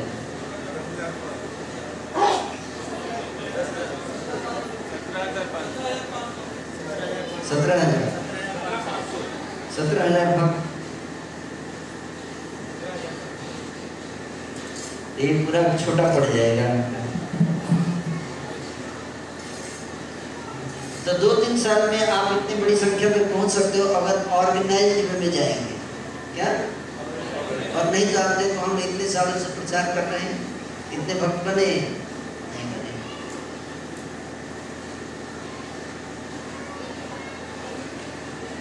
तो श्रील प्रभुपाद जी से एक बार श्रील प्रभुपाद जी ने गिरिराज महाराज को बुलाया अपने पास। किसको? गिरिराज महाराज। प्रभुपाद जी के सबसे श्रेष्ठ शिष्यों में एक गिरिराज महाराज, जिन्होंने जुहू में मंदिर बनवाया। इकलौते माँ बाप के बेटे थे। उनके पिताजी बिलियनर थे, मतलब $1 बिलियन की प्रॉपर्टी थी पिताजी के पास। इकलौते बेटे थे, फिर भी छोड़ दिए और प्रभुपाद जी को ज्वाइन किए गिरिराज महाराज। तो जब उनके माता पिता आए प्रभुपाद जी के पास, बोले मेरे बेटे को दे दीजिए। माता पिता प्रभुपाद जी के सामने चेक बुक फेंक दिए। प्रभुपाद जी के सामने चेक बुक जानते हैं ना, चेक बुक फेंक दिए प्रभुपाद जी के सामने। बोले जितना लिखना है लिख दीजिए, पैसा हम आपको दे देंगे, मेरे बेटे को वापस कर दीजिए। आप अपने तरफ से भर दीजिए पैसा, कितना चाहते हैं। इतने धनी थे पेरेंट्स। तो प्रभुपाद जी ने चेक लौटा दिया और गिरिराज महाराज को बुलाया कि आप वापस चले जाओ अपने पिताजी के साथ। बोले ले, आप जाना चाहते हैं तो ले जाइए, मुझे कोई ऐतराज नहीं है। लेकिन गिरिराज महाराज बोले नहीं, मैं प्रभुपाद जी के साथ ही रहूंगा।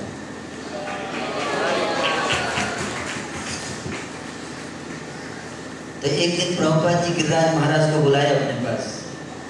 बोले गिरिराज, मैं बहुत चिंतित हूँ, तुम्हारा क्या विचार है मेरे जाने के बाद? क्या ये आंदोलन फैलेगा पृथ्वी पे? महाराज बोले जरूर फैलेगा। बोले अगर ये आंदोलन को पूरी पृथ्वी पे फैलना है तो सबसे जरूरी चीज क्या है जिसको हमें ध्यान रखना पड़ेगा, कैसे फैलेगा? तो महाराज बोले कि प्रभुपाद, अगर इस्कॉन के भक्त 4 नियम का पालन करेंगे और 16 माला का जाप करेंगे तो ये आंदोलन पूरी पृथ्वी में फैलेगा। प्रभुपाद जी बोले नहीं। प्रभुपाद जी क्या बोले? नहीं, केवल 4 नियम पालन और 16 माला के जप से इस्कॉन आंदोलन नहीं फैलेगा। बोले ये जरूरी है लेकिन सफिशिएंट नहीं है। फिर प्रभुपाद बोले ऑर्गेनाइजेशन एंड इंटेलिजेंस।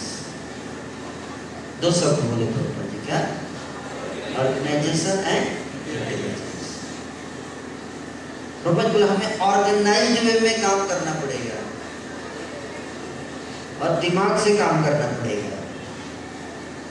अगर हम चाहते हैं कि आंदोलन पूरी पृथ्वी में फैले, चैतन्य महाप्रभु का मिशन पूरा हो, तो हमें ऑर्गेनाइज्ड होना पड़ेगा। जैसे ये कैंप ऑर्गेनाइज्ड हुआ है कि नहीं?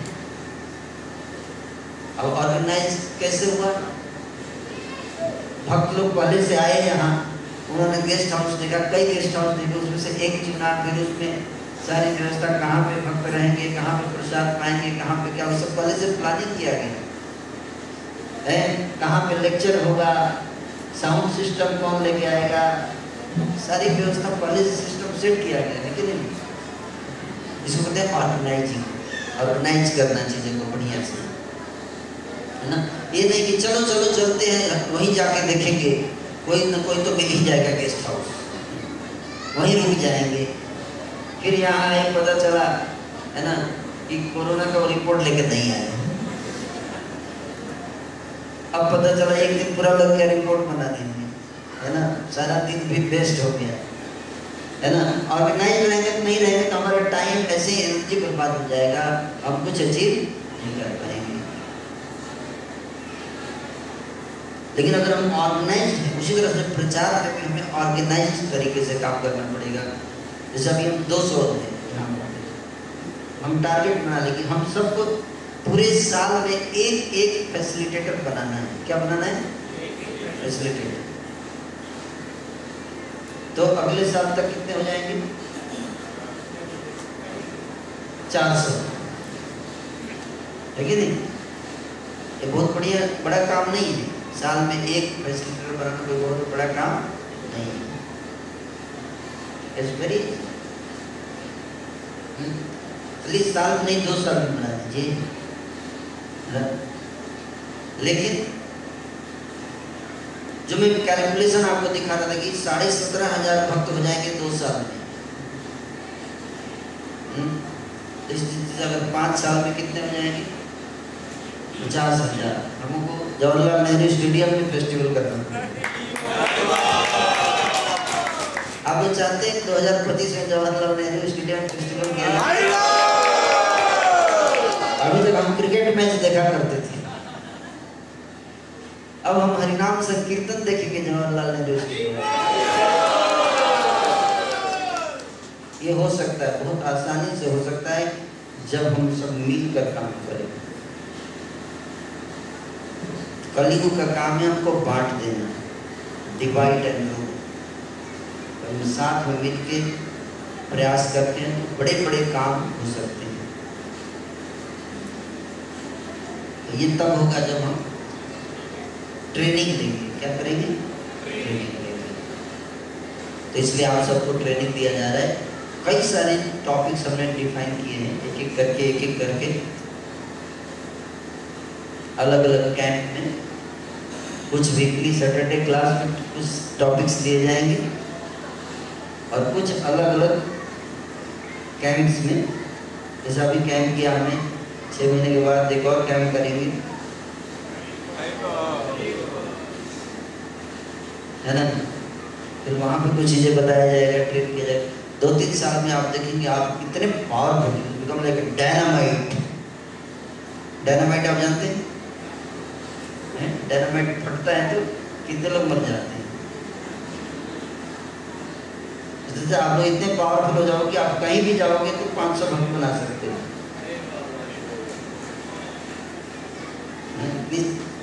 आपके पास नॉलेज आ जाएगी, इतने सारे वैल्यूज आ जाएंगे, स्किल्स आ जाएंगी। तो इन ट्रेनिंग प्रोग्राम्स में आप सब रेगुलर आइए, है ना। आश्रय कृष्ण प्रभु का मैं बहुत आभारी हूँ कि उन्होंने बहुत समय देकर इस ट्रेनिंग प्रोग्राम को डिजाइन किया और आप लोगों को काफ़ी अच्छा लग रहा होगा। मैंने उनको कहा था कि भक्तों को डराइएगा मत, है ना। बहुत कॉम्प्लिकेटेड चीज़ बता के सिंपल रखिएगा। तो उन्होंने प्रयास किया। तो इस ट्रेनिंग को आप लोग, तो आश्रय कृष्ण को आपको प्रेजेंटेशन स्किल बता रहे हैं। क्या बता रहे हैं? Presentation skill. आपको लेक्चर लेने जाना है कहीं, आपको पता होना चाहिए कि कैसे हम जाके ऑडियंस क्या चाहता है उसको पता होना चाहिए आपको, है। ऑडियंस की क्या जरूरत है, उसका क्या आवश्यकता है, उसका क्या नीड है, इंटरेस्ट है, कंसर्न्स है, एक्सपेक्टेशंस है। अगर हम नहीं जानेंगे और उसके अनुसार अगर अपने प्रेजेंटेशन को हम नहीं बनाएंगे तो व्यक्ति एक प्रोग्राम में तो आ जाएगा, अगले प्रोग्राम में नहीं आएगा। कई भक्त बोलते प्रभु जी आए थे शुरू में 500, बच गए 2। ऐसा क्यों? क्योंकि आए थे उम्मीद के साथ, लेकिन उनका उम्मीद पूरा नहीं किया हमने। तो अगर हमें पता है कि लोग क्या चाहते हैं, उसके अनुसार हम कृष्ण कॉन्शियसनेस को प्रेजेंट करें तो लोग अट्रैक्ट होंगे, है ना।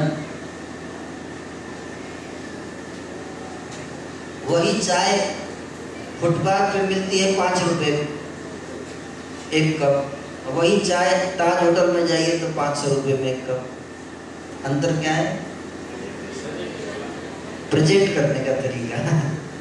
लोग 500 देने के लिए तैयार है कि नहीं? 500 देने के लिए तैयार है, बशर्ते कि सही तरीके से प्रेजेंट करें आप चीजों को। इस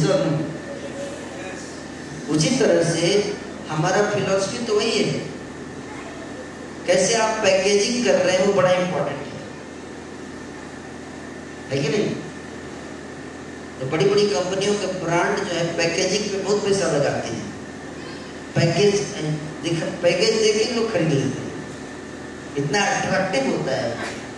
अंदर क्या है वो बाद में देखते हैं। ब्रांड का नाम देख के ही लोग खरीद लेते हैं। ब्रांड इसका है, दे दो, ठीक है, पक्का बढ़िया होगा। तो उसी तरह से प्रेजेंट कैसे करना है, ये आपको इस कैंप में बताया जा रहा है। इसको अच्छे से अगर आप लोग सीख लेंगे तो आप सब आगे जब आपको लेक्चर लेना होगा तो आप अच्छे से प्रोजेक्ट कर पाएंगे। अभी भी आप लोग अच्छे से प्रयास कर रहे हैं, लेकिन इससे आपकी इफेक्टिवनेस और बढ़ जाएगी, एफिशिएंसी और बढ़ जाएगी, लोग और ज़्यादा अट्रैक्टेड होंगे इसको समझने के बाद। तो मैं वो चीज़ टच नहीं करूँगा, मैं कुछ इम्पोर्टेंट पॉइंट आप सबको बताना चाहता था एज ए फैसिलिटेटर, किन चीज़ों का ध्यान रखना है, ठीक है। एक एक करके मैं आपको एक्सप्लेन करूँगा, ये सब आपके ट्रेनिंग प्रोग्राम में धीरे धीरे आएगा। मैं नट से भी बता रहा हूँ, बहुत सारी कोर्सेज डिजाइन हो रही है, अभी चल रहा है पैरेलली, जो धीरे धीरे करके आप लोगों को प्रेजेंट किया जाएगा। हमारी एक टीम है, वो उसका काम ही यही रहता है कोर्स डिजाइन करना, है ना। कई सारे भक्त यहाँ पे हैं। कौन कौन है कोर्स डिजाइन टीम में? यहाँ पे है कोई? खड़े हो जाइए।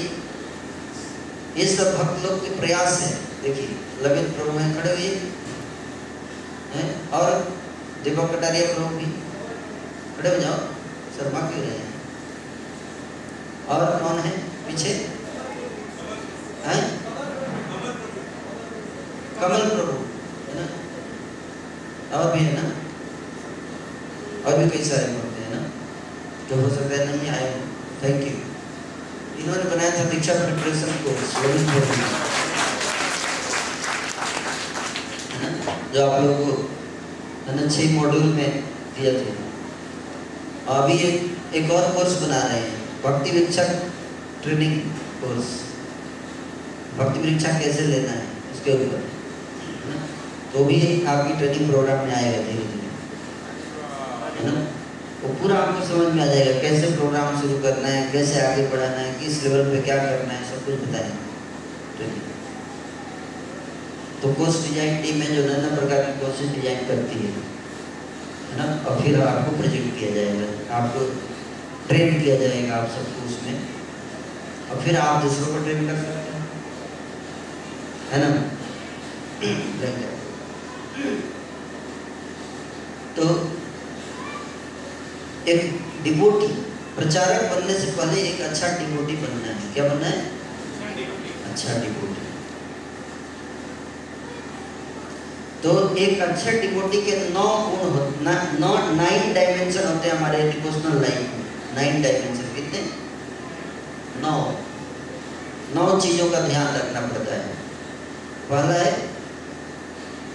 संसाधन, 9 एस याद रखिए। क्या एस? पहला है संसाधन। संसाधन मतलब जरूरत की चीजें। अगर भूखे भजन न हो गोपाला, ये ले अपनी कट्ठी माला। भाई घर में खाने के लिए पैसा नहीं है, भक्ति क्या करेंगे, है कि नहीं। तो घर में अपनी आवश्यकता की चीजें, जो मूलभूत आवश्यकताएं हैं, भोजन, आहार, वस्त्र, रहने का स्थान, ये सब बेसिक चीजें जरूरी होनी चाहिए, है कि नहीं। नहीं तो हमारा हेल्थ ठीक होना चाहिए, ये सब चीज जरूरी है। नहीं तो क्या होगा, उसी का टेंशन रहेगा, मन नहीं लगेगा। अब भक्त लोग बड़े बैठ के आराम से क्लास अटेंड करें, क्योंकि पता है कि प्रसाद बाहर रेडी है, इसलिए शांति से मन माइंड पीसफुल है।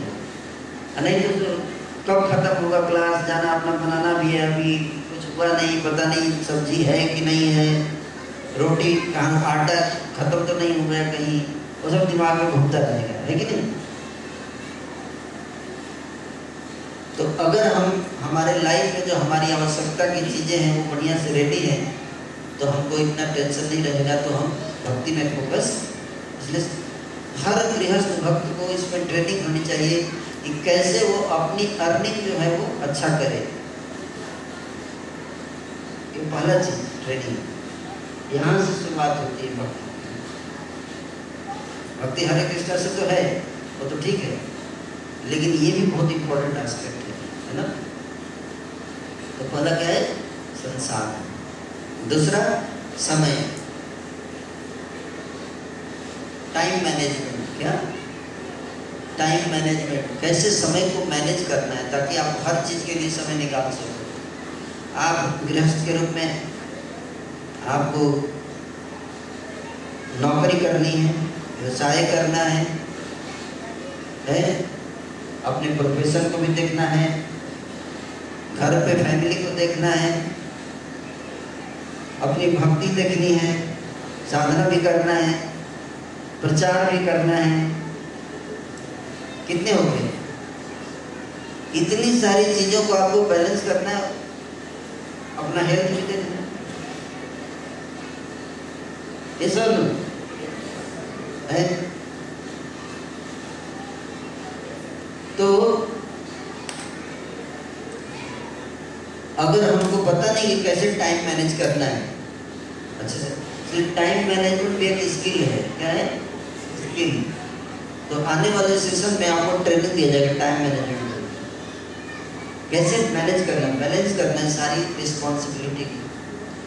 ऐसा ना कि प्रचार पे टाइम इतना दे रहे हैं और परिवार पूरा नेग्लेक्ट हो गया है ना, घर पे बिल्कुल टाइम नहीं दे रहे हैं, फैमिली की आवश्यकताओं का ध्यान नहीं रख रहे हैं, तो परिवार टूट जाएगा। है चिराग तले अंधेरा, चिराग तले अंधेरा मतलब चिराग सबको रोशनी दे रहा है और उसके नीचे ही क्या है? अंधेरा है। तो आप एक आदर्श स्थापित नहीं कर पाएंगे समाज में, है कि नहीं? इसलिए एक भक्त को पता होना चाहिए कि कैसे अपनी अलग अलग जिम्मेदारियां हैं। भक्ति में बहुत अच्छा कर रहे हैं और नौकरी नेग्लेक्ट कर रहे हैं, व्यवसाय नेग्लेक्ट कर रहे हैं, दुकान पे जा ही नहीं रहे हैं, सप्ताह में 4 दिन गायब कर दिए, 4 दिन दुकान बंद रहती है, लोग सोचे अब तो ये दुकान बंद ही रहेगी, लगातार आएगी नहीं। जैसे ही पैसा आना बंद होगा टेंशन, भक्ति छूट जाएगी। तो ये जितने डायमेंशन है इसको बैलेंस करने के लिए टाइम मैनेजमेंट टेक्निक सीखना है। सबको आपको बताया जाएगा ना कैसे समय को मैनेज करना है, समय का व्यवस्था कैसे करना, प्रबंधन, समय प्रबंधन इसको बोलते हैं, है ना, लाइक दैट। तीसरा है क्या? स्वास्थ्य, सॉरी समस्या, समस्या निराकरण। गृहस्थ जीवन में कई प्रकार की चैलेंजेज आएगी, उन समस्याओं को कैसे फेस करना है, कैसे टैकल करना है, कैसे उसको हल निकालना है, इसके में आपको दक्ष होना पड़ेगा। क्या समस्या आएगी? एक समस्या मैं बताता हूँ एग्जाम्पल के लिए। एक समस्या आएगी कि पत्नी और माँ के बीच में लड़ाई चल रही है,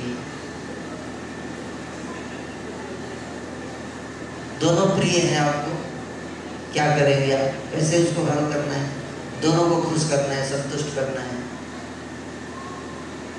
बहुत बड़ी समस्या है कि नहीं? ज्यादा आधा एनर्जी उसी में चला जाता है व्यक्ति का। तो हमको एक दक्ष होना चाहिए, कैसे हैंडल करना है सिचुएशन को, घबराना नहीं है, परेशान नहीं होना है ना। जस्ट जनरेशन गैप प्रॉब्लम है ये समस्या, दैट्स ऑल। नहीं तो आप घबरा जाओगे, नहीं हैंडल कर पाएंगे तो टूट जाएगा घर, झगड़े हो जाएंगे, है ना। तो ऐसी कई सारी समस्याएं आएंगी आपके गृहस्थ जीवन में, उसको कैसे हमको पता होना चाहिए कि ये समस्या आएगी तो ऐसे करेंगे, ये समस्या आएगी तो ऐसे इसको हल करना है, ये समस्या आएगी तो इसको ऐसे हल करना है। इसको तो समस्या निराकरण, क्या समस्या निराकरण। तो 3 एस हो गया। पहला एस क्या था? पीछे से बोलिए, वेरी गुड। दूसरा, तीसरा समस्या, वेरी गुड। चौथा है स्वास्थ्य, क्या? स्वास्थ्य। स्वास्थ्य का मतलब हेल्थ, है ना। कहते हैं ना कि अगर हेल्थ ठीक नहीं है, स्वास्थ्य ठीक नहीं, तो आपका किसी में मन नहीं लगेगा। और यहीं पे मान लीजिए किसी भक्त का स्वास्थ्य खराब हो जाए, बैठ पाएगा क्लास में? नहीं बैठ पाएगा, तुरंत जाके रूम में सोना पड़ेगा। इसलिए स्वास्थ्य को ठीक रखना, कैसे अपने स्वास्थ्य को ठीक रखने की जिम्मेदारी किसको लेनी है? हमको खुद लेनी है। केवल हमको प्रचार की जिम्मेदारी, अपने स्वास्थ्य को भी ठीक करने की जिम्मेदारी हमको खुद उठानी है। और स्वास्थ्य ठीक कैसे होगा? समय पे पुरुषार्थ, समय पे रेस्ट, सफिशिएंट रेस्ट होना चाहिए, healthy food, healthy lifestyle, stress anxiety नहीं, और ये सब चीजों का ध्यान रखना पड़ता है। रेस्ट प्रॉपर होना चाहिए, युक्त आहार विहारस्य युक्त चेष्टस्य कर्मसु युक्त स्वप्नोबोधस्य जोगो भवति दुःखः। भगवान कहते हैं गीता में हेल्थ का ध्यान रखना। इस लोग हेल्थ श्लोक है ना, युक्त आहार विहार, ये बोले कि शून्य आहार विहार, खाना ही नहीं है, निर्जला करते रहो, दुबले पतले हो जाओ, सो मत, बीमार हो जाओ, उसके बाद बोलो प्रभु जी हम प्रचार नहीं कर सकते, सॉरी अब हम बीमार हो चुके नहीं। हमको अगर अगले 25, अगर हमको जनरली देखा जाता है कि जिसके पास ज्ञान नहीं है, जिसके पास अनुभव नहीं है, जिसके पास रियलाइजेशन नहीं है, उसके पास हेल्थ है, लेकिन हेल्थ होने के बाद भी प्रचार नहीं कर सकते, ज्ञान है ही नहीं। और जब तक उसके पास ज्ञान होता है, अनुभव होता है, रियलाइजेशन, तो वो हेल्थ खराब कर लेता है। तो जब हेल्थ अच्छा था तो प्रचार नहीं कर पाया, जब ज्ञान आया तो फिर हेल्थ खराब हो गई, इसलिए प्रचार नहीं कर पाया। और एक व्यक्ति को ट्रेन करने में कितना मेहनत लगता है, और ट्रेन व्यक्ति हेल्थ खराब होने के कारण अगर प्रचार नहीं कर पाया, इट्स ए ग्रेट लॉस। ये सब बहुत बड़ा नुकसान है। तो अगर हम सब 100 साल तक जीवित रहें और हेल्थी रहें, तो जो मैं कैलकुलेशन बता रहा था 17,500 वाला, कितने भक्त बना देंगे हम? अपने जीवन में हम पूरी पृथ्वी को भक्त बना सकते हैं। तो ये भी माया का टूल है, माया का अस्त्र है। क्या हमारा हेल्थी खराब कर देगी? अरे हेल्थी खराब है तो आप क्या करोगे? सारा ट्रेनिंग सब बेकार। इसलिए एक भक्त को युक्त आहार विहार, बहुत ज्यादा लोड भी नहीं, थोड़ा बीच में रिलैक्स भी करना चाहिए। इसलिए मैं बोला कि कैंप का सीजन ज़्यादा टाइट मत करना, थोड़ा भक्तों को थोड़ा टाइम दे दो, थोड़ा रेस्ट, थोड़ा घूमने। बिहार मतलब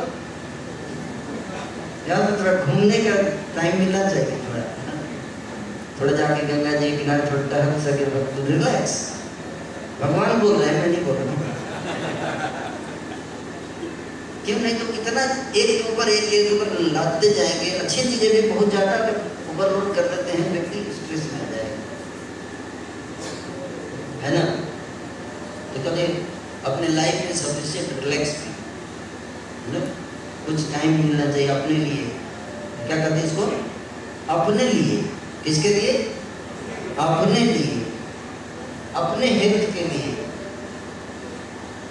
वो टाइम जरूरी है ना, वो निकालना चाहिए एक भक्त को, है ना। प्राणायाम, एक्सरसाइज कौन करेगा? मैं। बोलिए। हाँ, मैं। जिम्मेदारी आपकी है। तो ये भी देखना है। तो चार चीज हो गया। पहला क्या था? दूसरा, तीसरा, चौथा, 4 एस हो गया है। 5वां है शिक्षा। क्या? शिक्षा।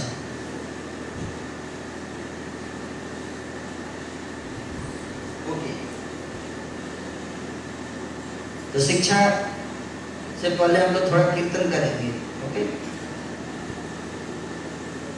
हरे कृष्णा कृष्णा कृष्णा हरे हरे, हरे राम राम राम हरे हरे, हरे कृष्णा कृष्णा कृष्णा हरे हरे, हरे राम राम राम हरे हरे, हरे कृष्णा कृष्णा कृष्णा हरे हरे, हरे राम राम राम हरे हरे, हरे कृष्णा नया नया सीखते रहना चाहिए, अपडेटेड रखना चाहिए समय के साथ। आज का जमाना क्या है? आज का जमाना कोविड के बाद का एरा, इंटरनेट, जूम। अगर आप अपडेटेड नहीं हैं तो आप पीछे छूट जाएंगे, है कि नहीं? तो समय के साथ कदम से कदम मिलाकर अगर नहीं चलेंगे तो छूट जाएंगे। इसलिए अपने को अपडेटेड रखने के लिए अपने को, है ना, कंपटीशन मार्केट में है, हमारे कंपटीटर्स हैं, स्पिरिचुअल लाइफ में भी कंपटीटर्स हैं, दूसरे धर्म वाले, है कि नहीं? तो अगर हमको उनका सामना करना है तो हमें भी हमेशा नई नई चीज़ें सीखती रहनी पड़ेगी, अपने डेवलपमेंट के लिए भी और प्रीचिंग कैसे करना है उसके डेवलपमेंट के लिए। इसके लिए रेगुलर हमें सेमिनार्स, शिक्षा प्रोग्राम्स जो हैं हमारे अटेंड करते रहने चाहिए, है ना? उसके लिए भी टाइम निकालना पड़ेगा। शिक्षा तो 5 चीज़ हो गया शिक्षा। छठा है साधना। क्या? साधना बहुत इंपॉर्टेंट है। साधना, साधना का मतलब समय पर सोना। एक भक्त बोले प्रभु जी मैं रोज समय पे सोता हूँ 1 बजे, पक्का टाइम पे सोता हूँ। 1 बजे तक तो सोए, नहीं तो 1 नहीं तो 2 बजे तक तो पक्का सो जाता है। तो ये समय पे सोना नहीं हुआ है। समय पे सोने का मतलब 10 बजे, कितने बजे? 10 बजे तक सो जाना चाहिए। और 10 बजे सोएंगे तो 6 घंटे सोएंगे, तब जाके 4 बजे उठ पाएंगे। इसलिए सबसे ज़्यादा जरूरी क्या है? टाइम पे सोना। भक्ति का सबसे इम्पोर्टेंट चीज क्या? टाइम पे सोना। पहले मुझे भक्ति में सबसे ज़्यादा जरूरी है माला का, गलत। सबसे ज़्यादा जरूरी क्या है? टाइम पे सोना। यहाँ अगर आपने अपने लाइफ को ठीक कर लिया तो बाकी अपने आप ठीक हो जाएगा। तो हमको अपने लाइफ में ऐसा डिसिप्लिन बनाना चाहिए कि हम टाइम पे सोना सीखें, 10 बजे सो जाएं। ऑफकोर्स किसी का अगर नौकरी है ऐसा तो उसके लिए तो कोई ऑप्शन नहीं, मजबूरी है। नहीं तो अगर हम ऑफिस से जल्दी आ जाते हैं तो हम समय पे सोएं। जो काम हम रात में करें सुबह करें। कई बार बोलते रात में ही टाइम मिलता है 10 बजे पढ़ने का, तब किताब उठाता हूँ प्रभुपाद जी का। तो रात में 10 बजे क्यों उठाते? सुबह 3 बजे उठाओ। 10 से 11 पढ़ेंगे, 11 बजे सोएंगे तो 5 बजे उठेंगे। तो 10 बजे से 4 बजे उठो, 4 से 5 पढ़ो, है कि नहीं? सुबह कर लो जो रात में करना है सुबह, क्योंकि रात में आप थके होंगे तो रीडिंग नहीं होगा उतना। नहीं, सुबह उठे रेस्ट करके उठेंगे, आपका दिमाग फ्रेश रहेगा, मॉर्निंग में एक्टिविटी कर लेंगे। तो टाइम पे सोना, टाइम पे उठना, मॉर्निंग प्रोग्राम करना है, भक्तों के संग में रीडिंग नहीं करना, चैंटिंग ध्यान से करना, 4 नियम का पालन करना, ये साधना, ये स्ट्रॉन्ग होना चाहिए भक्त का। फिर सदाचार। 7वां क्या है? सदाचार।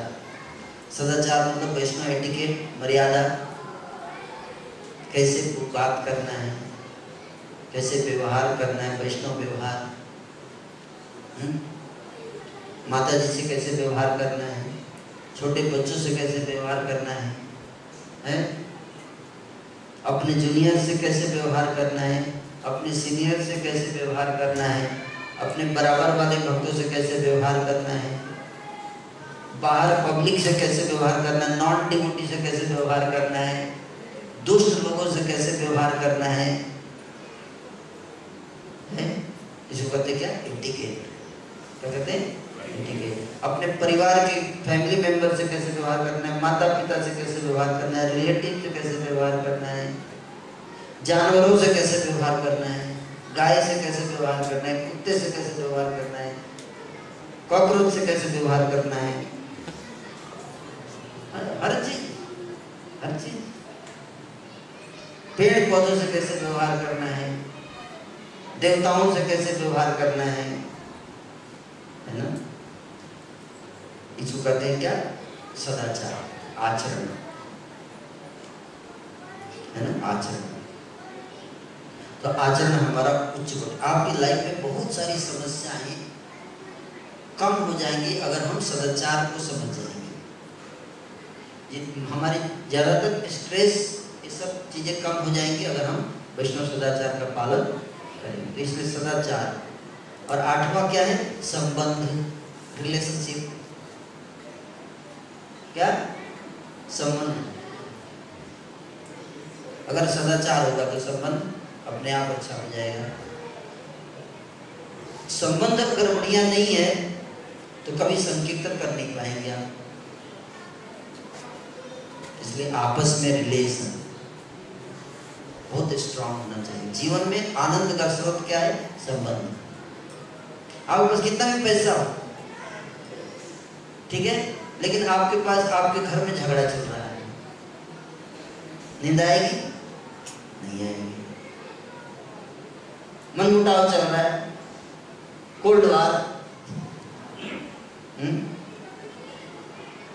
स्ट्रेस, टेंशन रहेगा, नींद नहीं आएगी।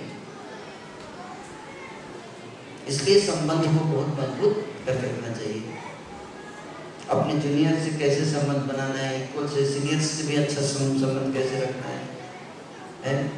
माता पिता से संबंध कैसे बना के रखना है, फैमिली से कैसे, फैमिली मेंबर से कैसे रिलेशन बनाना है, ये सब कला है, ये सब सीखना चाहिए एक भक्त को। और 10वां है सेवा। लास्ट में सेवा, संकीर्तन या सेवा जो भी बोलिए। तो 9 A's हो गया, 9 A's to success, 9 A's to success. सफलता चाहिए, भगवत धाम जाना है तो ये 9 चीजों का ध्यान रखना पड़ेगा। तो कौन कौन सा? पहला क्या है? दूसरा? तीसरा? चौथा? पांचवा? छठा? सातवां? आठवां? नौवां? सेवा। Very good. अगर ये आप ये 9 चीजों को अगर आपने बैलेंस करने में, अपने लाइफ में मैनेज करने में अगर आप सफल हुए, तब जाके आप कह सकते हैं कि मैं एक आदर्श भक्त हूँ, आइडियल। नहीं तो हम भी भक्त भी अच्छे नहीं बने। और जब ये आप इन 9 चीजों का ध्यान रखेंगे तो आपका मन में जो है वो आनंद होगा। क्या होगा? आपके चेहरे पे एक प्रसन्नता रहेगी, उल्लास रहेगा, आप एक मैग्नेटिक पर्सनालिटी हो जाएंगे। मैग्नेटिक पर्सनालिटी आप जानते हैं? हर व्यक्ति आपको देख के अट्रैक्ट हो जाएगा। आपको ज्यादा बोलने की जरूरत नहीं पड़ेगी प्रचार करने के लिए। आपका चेहरा इतना प्रसन्न है, आपका परिवार इतना खुश है, हमको भी ऐसा ही बनना है, लोग बोलेंगे। जैसा भी हम लोग कल गए थे घाट पे स्नान करने, तो वहाँ पे बाकी कुछ बाहर के लोग बैठे थे, वहीं पे परिवार के साथ आए थे, वो हमको देखे जा रहे थे। तो बहुत रहा नहीं गया, तो लास्ट में आ गए हमारे पास, पूछने लगे आप लोग कहाँ से आए हैं? हम तब से आपको ही देख रहे हैं कि आप लोग इतने खुश हैं। हम लोग भी लोग ज्वाइन करना चाहते हैं। तो हम तो परिवार वाले हैं, तो हमारा कोई, हम लोग आप लोग तो सब न कोई स्त्री दिख नहीं रही है आप लोग के बीच में, उधर सारे यूथ थे, तो हम लोग के लिए जगह उधर नहीं है। तो हम बोले वो ग्रुप अलग है, उसका सेमिनार चल रहा है, ट्रेनिंग, तो हमको भी ज्वाइन करें। बहुत स्ट्रेस रहता है लाइफ में, हम चाहते हैं इसे बाहर आना। हमने कहा आप हमारे क्लास में आइए, ज्वाइन कीजिए। तो बोले जरूर आएंगे, राजस्थान से। मतलब कि हमको देख कर लोग आकर्षित हो जाएंगे, है ना। हमारा आचरण, हमारा व्यवहार, हमारा जो प्रसन्नता हमारे चेहरे पे जो छलक रही है, जो संतुष्टि का भाव है, लोग चाहेंगे तो। क्योंकि समाज में कहाँ है ऐसा चीज, कहीं नहीं है। हर जगह शोषण चल रहा है, हर जगह एक दूसरे की निंदा होती रहती है। जहाँ 3 लोग बैठते हैं, चौथे का निंदा करते हैं मिलके। यही तो समाज में चलता है। कहाँ ऐसा बढ़िया समाज। इसलिए एक ऐसा समाज बनाए जिसको देख के लोग आए, लेक्चर देने की जरूरत नहीं है, खुद आएंगे। हमको ऐसे ही समाज का पार्ट बनना है, जहाँ पे इतना अच्छा माहौल है, तो वो अच्छा माहौल क्रिएट करना है ना। और अगर हम ये 9 चीज़ों का पालन करेंगे तो हम वो माहौल क्रिएट कर पाएंगे, है ना। जब वो माहौल क्रिएट कर जाएंगे तो इसको कहते हैं टीचिंग बाई एग्जाम्पल, है ना। क्या कहते हैं? Teaching by example. Jesus Christ का नाम आप लोगों ने सुना होगा। तो कहते थे कि 24 आवर्स यू शुड प्रैक्टिस। क्या? 24 hours you should practice, and sometime you can speak also. मतलब 24 घंटे आपको क्या करना चाहिए? सीखना चाहिए, अपने जीवन में उतारना चाहिए, और कभी कभी दूसरों को शिक्षा देने के लिए बोलना चाहिए। हम लोग some time we do sadhana, most of time we speak. कहते जैसा आचार वैसा प्रचार। अगर हमारा आचरण अच्छा है तो प्रचार अपने आप अच्छा होगा, है ना। तो ये सबसे ज़्यादा जरूरी है कि ये 9 चीज़ अगर हम डेवलप कर लेंगे तो हम एक अच्छा एग्जाम्पल सेट कर पाएंगे दूसरों के लिए, और फिर हम शिक्षा देने के योग्य बन पाएंगे। तो this is the most important. Okay, तो मैं यहीं पे विराम दूंगा, और मुझे पूरी उम्मीद है कि आप लोग ये कैंप आप लोगों ने, तो मैं उन भक्तों का धन्यवाद देना चाहूँगा जिन्होंने इस कैंप को ऑर्गेनाइज करने के लिए बहुत परिश्रम किया। जय बाबा देव धाम प्रभु और श्याम करुणा प्रभु, दामोदर लीला प्रभु, सारे भक्त जिनका नाम मैं सुना रहा था उस समय, आप सबका योगदान रहा है ना। तो अध्यक्ष धाम प्रभु आके यहाँ बुकिंग ये सब एडवांस में किए थे ना, काफ़ी मेहनत किया इन्होंने, और बाकी भक्तों ने भी। तो इस तरह से आप लोग आते रहिए और इस प्रकार ट्रेनिंग प्रोग्राम, लेक्चर्स सब सीखिए।